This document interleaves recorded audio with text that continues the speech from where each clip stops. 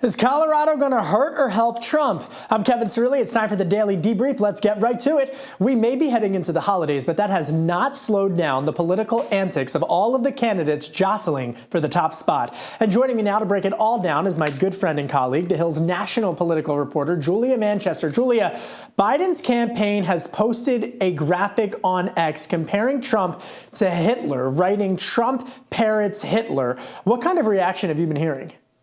Yeah, certainly from Republicans, it's one of defensiveness and anger. It's not the first time we've seen a Democratic figure compare President Trump to Hitler, but they are very much trying to dig in on those poisoning the water comments that President Trump made about immigration. And this is going to be, I think, potentially their message on immigration. Immigration is a bit of a tough point for the Biden administration due to the situation at the southern border. So they're trying to put Trump on the defense now.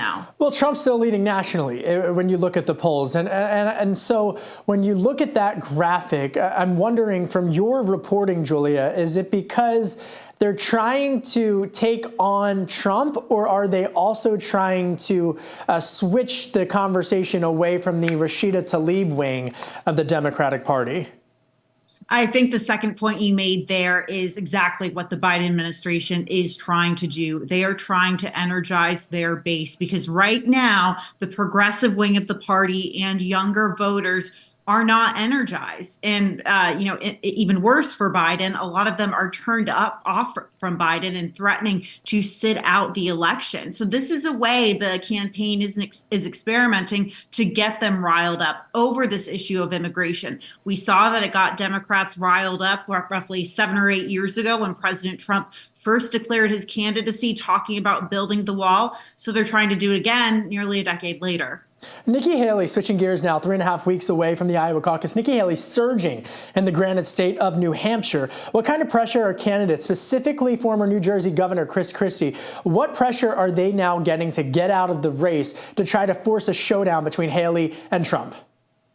Governor Christie is under an immense amount of pressure to drop out because if you look at that polling, Christie has enough support where if he were to drop out, and assuming a lot of his support are never Trumpers, a lot of that support could go to Haley, which would bring her even closer to Trump, bringing them nearly neck and neck. So certainly a lot of pressure in New Hampshire. As to whether that happens, we don't know because like we talk about how Ron DeSantis in Iowa has put all of his eggs in the Iowa basket, Chris Christie has put all of his eggs in the New Hampshire basket. So he seems to actually be ramping up the attacks on Nikki Haley lately, saying she's not standing up, taking a strong stance enough against President Trump. So we'll see what he does, but certainly a lot of pressure there. So let's stay with DeSantis, because my sources in Trump world are saying that they think DeSantis gets out after Iowa and then backs Trump. Is that meshing with your reporting? You know, in terms of DeSantis world, who I've spoken with, they are holding firm that they want to wait and see how Iowa works. Goes. Their logic is we're going to win big in Iowa or come close enough to Trump where it won't merit DeSantis dropping out, then they'll go to New Hampshire with that momentum. But if you look at the polls, you see DeSantis very much continuing to plateau in Iowa. In fact, Nikki Haley is starting to leapfrog him in a number of these polls. And going to the New Hampshire question, look, Ron DeSantis has spent most of his resources in Iowa. Of course, he has a ground game in New Hampshire. But, when you're talking to the Iowa GOP electorate and the New Hampshire GOP electorate, they're very different electorates. Iowa is much more culturally conservative, much more in Ron DeSantis's lane as a Republican. New Hampshire, a bit more independent, moderate, and even libertarian. So he's going to have to make a very hard pivot if he were to get out of Iowa and go to New Hampshire. That's a great point, the difference between the Republicans in those states. Even Trump's critics, meanwhile, are saying that he should be on the ballot in Colorado. So it's interesting to see this bipartisan response. How do you see this playing out? This is so interesting because you have Republicans, obviously, and even some Democrats who are saying that Trump should be on the ballot for two reasons. First, Democrats who are against this decision to remove him from the ballot say this is only going to energize his base. Remember, earlier this week when he was in Iowa making those comments, responding to him being removed from the ballot in Colorado, even before that news broke, his campaign had literally decorated the stage with Christmas decorations and pictures of his mugshot. Every one of these developments, which would seemingly hurt any other candidate or political figure, only galvanizes President Trump more. I think David Axelrod, the former Obama advisor, called it kryptonite says he's almost immune to kryptonite in that regard. So, I think a lot of Democrats say it's going to make him stronger, but also there are some Democrats and Republicans who say this wasn't a democratically decided decision from the Colorado Supreme Court, noting that the judges who ruled in favor of this were all appointed. Some of them had to face re-election at some point, but they were all appointed. And they also point to the fact that this is going to go to the Supreme Court. And we would expect the Supreme Court most likely would kick it back to Colorado. So I think a lot of people are asking, what's the point? And the New York tabloids would call him Teflon Don. Right? All the way back in the 90s. Absolutely. Breaking just now, former New York City Mayor Rudy Giuliani filing for bankruptcy. Is Donald Trump going to bail him out? That's a good question.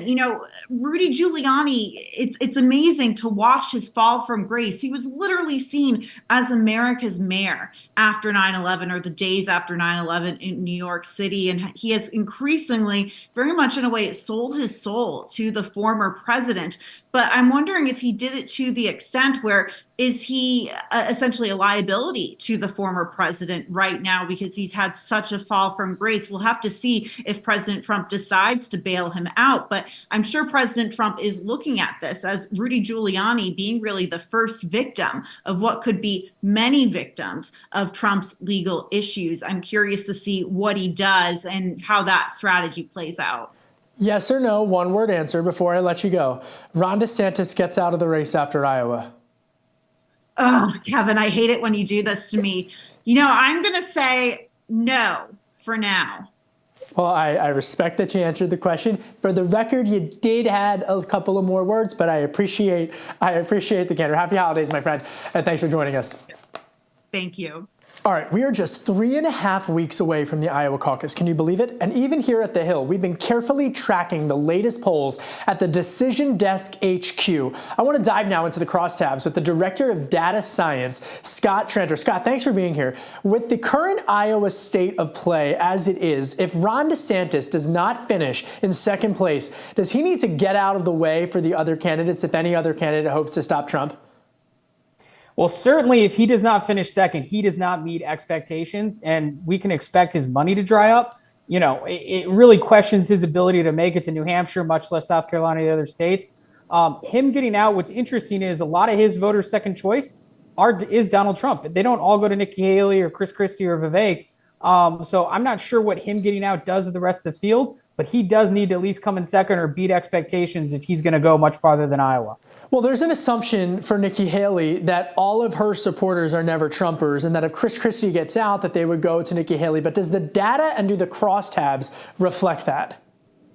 Interesting enough, the data reflects that for Chris Christie. In other words, if Chris Christie gets out, almost all of his voters go to a Ron DeSantis or a Nikki Haley.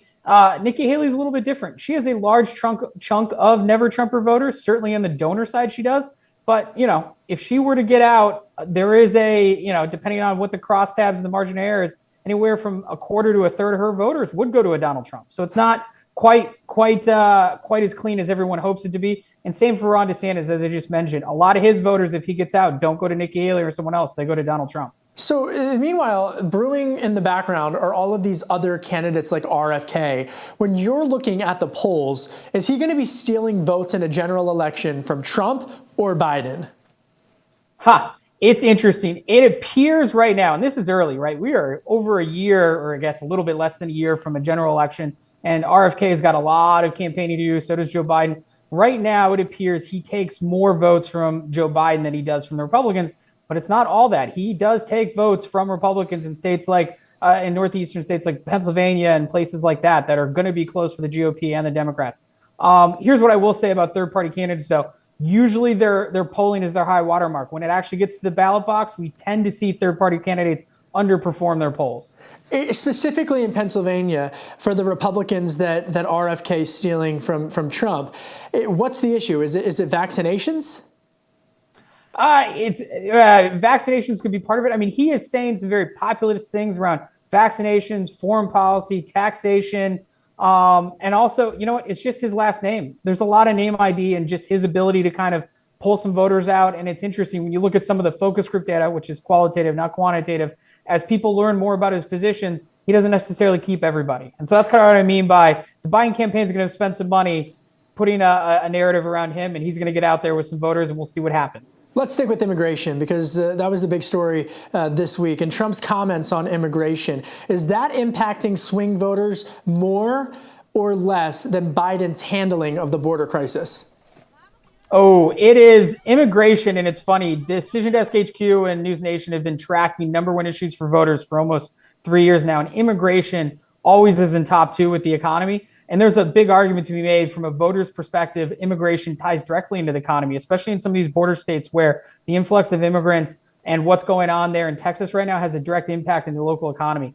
Obviously, there's a deal potentially happening in the Senate over the holiday. Obviously, Joe Biden's addressing it. This is going to be a huge issue, at least over the next 4 to 5 weeks, and certainly through the rest of the year. And it's going to be something Biden's going to have to address. Otherwise, he's going to be answering questions from both his party and swing voters for sure. Yeah, it's also a big issue in the suburbs, like in a state like Wisconsin. Scott Tranter, thank you so much for breaking all that down for us on the decision desk for the Hill HQ. Thank you. Thanks for having me. And that's it for today's Daily Debrief. My name is Kevin Cirilli. Be sure to like, share, and subscribe and comment to the Hill's YouTube channel. And come back here soon for the intersection between politics and policy.